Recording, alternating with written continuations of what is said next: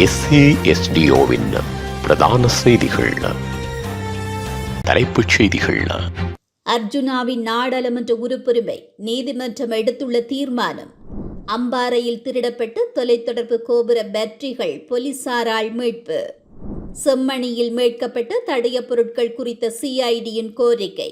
நீதிமன்றம் அதிரடி அறிவிப்பு. சமஷ்டி கோரிக்கையை முன்வைத்து 100 நாள் போராட்டம் கிளிநொச்சியில் ஆரம்பம். போலீஸ் மா அதிபரின் வாகனம் மாட்டுடன் மோதி விபத்து.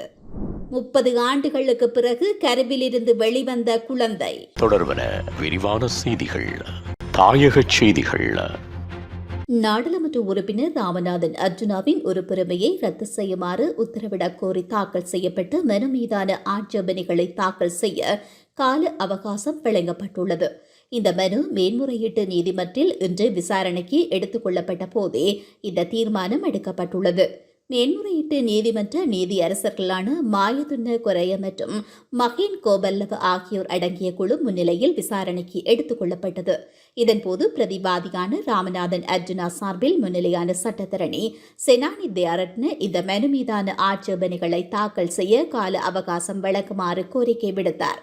இதன்படி 4 வாரங்களுக்குள் ஆட்சேபனைகளை தாக்கல் செய்ய நீதியரசர்கள் அமர்வு கால அவகாசம் வழங்கியுள்ளது.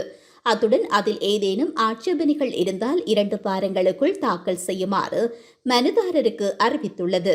இதேவேளை இந்த வழக்கு விசாரணை எதிர்வரும் செப்டம்பர் 26ஆம் தேதிக்கு ஒத்திவைக்கப்படுவதாக நீதிமன்றம் தெரிவித்துள்ளது.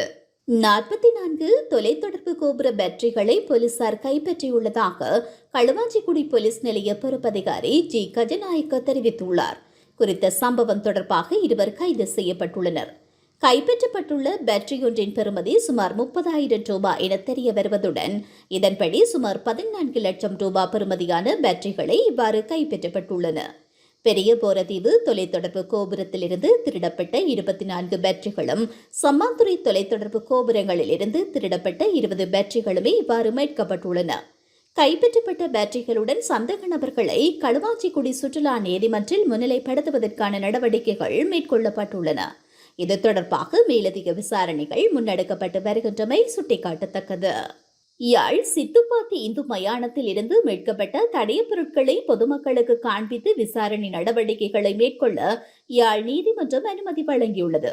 செம்மணி பகுதியில் உள்ள அரியாலை சித்துப்பாத்தி இந்து மயானத்தில் நீதிமன்ற கட்டளைக்கு அமைவாக மேற்கொள்ளப்பட்ட அகழ்வு பணிகளின் பொழுது மனித எலும்புக்கூட்டு தொகுதிகளுடன் சான்று பொருட்களும் கண்டெடுக்கப்பட்டன. குறித்து சான்று பொருட்களை பொதுமக்களுக்கு காண்பித்து அதன் மூலம் விசாரணை நடவடிக்கைகளுக்கு ஒத்துழைப்பு பெற்றுக் கொள்வதற்காக குற்றப்புலனாய்வு திணைக்களத்தின் மனித கொலை விசாரணை பிரிவின் நிலைய பொறுப்பதிகாரி நீதிமன்றத்திற்கு விண்ணப்பம் செய்திருந்தார். இதன் பிரகாரம் சான்று பொருட்களை பொதுமக்களுக்கு காண்பித்து விசாரணை நடவடிக்கைகளை மேற்கொள்ள நீதிமன்றமானது அனுமதியை வழங்கியுள்ளது. இதற்கமைய செம்மணி பிரதேசத்தில் அமைந்துள்ள அரியாலை சித்துப்பாத்தி இந்து மயானத்தில் 2025 8 1:30 மணி முதல் 7 மணி வரை மேற்படி உடைகள் மற்றும் பிற பொருட்கள் காட்சிப்படுத்தப்பட உள்ளன. அவற்றை பார்வையிட்டு அதில் உள்ள பொருட்களை அடையாளம் காணும் பட்சத்தில் நீதிமன்றத்துக்கு அல்லது குற்றப்புலனாய்வு பிரிவினருக்கு விசாரணைக்கு ஒத்துழைப்பு வழங்குமாறு பொதுமக்களிடம் கோரப்பட்டுள்ளது. வடக்கு கிழக்கு ஒருங்கிணைப்பு குழுவானது தொடர்ச்சியாக வடக்கு கிழக்கில் உள்ள தமிழ் மக்களுக்கான நிரந்தர அரசியல் தீர்வினை நோக்கிய பயணத்தினை பல்வேறு மட்டங்களில் முன்னெடுத்து வருகிறது. இதன் அடிப்படையில் கடந்த 2022ஆம் ஆண்டு ஆவணி மாதம் 1ஆம் தேதி அடையாளப்படுத்தப்பட்ட 100 நாள் செயல்முனைவு என்ற அடிப்படையில் ஒருங்கிணைந்த வடக்கு கிழக்கு மாகாணத்திற்குள் மீளப்பெற முடியாத சமஷ்டி முறையிலான அரசியல் தீர்வினை முன்வைத்து தொடர் கவனஈர்ப்பு போராட்டம் முன்னெடுக்கப்பட்டது. இதன் தொடர்ச்சியாக 2025ஆம் ஆண்டு ஆவணி மாதம் 1ஆம் தேதி இன்று தொடக்கம் கார்த்திகை மாதம் 8ஆம் தேதி வரை தொடர்ச்சியான 100 நாட்களுக்கு சுழற்சி முறையில் வடக்கு கிழக்கு மாகாணங்களில் உள்ள 8 மாவட்டங்களிலும் கவனஈர்ப்பு போராட்டம் முன்னெடுக்கப்பட உள்ளது. இதன் முதல் நாளான இன்று 1/8/2025 இன்று காலை 9:30 மணிக்கு கிளிநொச்சி மத்திய பேருந்து நிலையத்திற்கு முன்பாக கவனஈர்ப்பு போராட்டம் முன்னெடுக்கப்பட்டமை குறிப்பிடத்தக்கது. வடக்கு மாகாண போலீஸ் மாதிபரின் வாகனம் மாட்டுடன் மோதி விபத்திற்குள்ளானதில் 2 மாடுகள் உயிரிழந்துள்ளன. இந்த விபத்து சம்பவம் கிளிநொச்சி போலீஸ் பிரிவுக்குட்பட்ட பரந்தன் முல்லை வீதியில் இன்று இடம்பெற்றுள்ளது. குறித்த வீதியில் வடக்கு மாகாண போலீஸ் மாதிபர் பயணித்துக் கொண்டிருந்த வேளை திடீரென மாடு வீதியின் குறுக்கே சென்றமையால் மாட்டுடன் மோதி விபத்து இடம்பெற்றது. வடக்கு மாகாண பிரதி போலீஸ் மா அதிபர் தர்மபுரம் போலீஸ் நிலையத்தில் பெண்கள் மற்றும் சிறுவர் தொடர்பான அலுவலகம் திறந்து வைப்பதற்கு சென்றபோதே இந்த விபத்து இடம்பெற்றுள்ளது. உலகச் செய்திகள். 30 ஆண்டுகளுக்கு மேலாக உறைந்த நிலையில் இருந்த ஒரு கருவில் இருந்த குழந்தை ஒன்று பிறந்துள்ளது. அமெரிக்காவின் ஓஹியோவில் இந்த சம்பவம் இடம்பெற்றுள்ளது.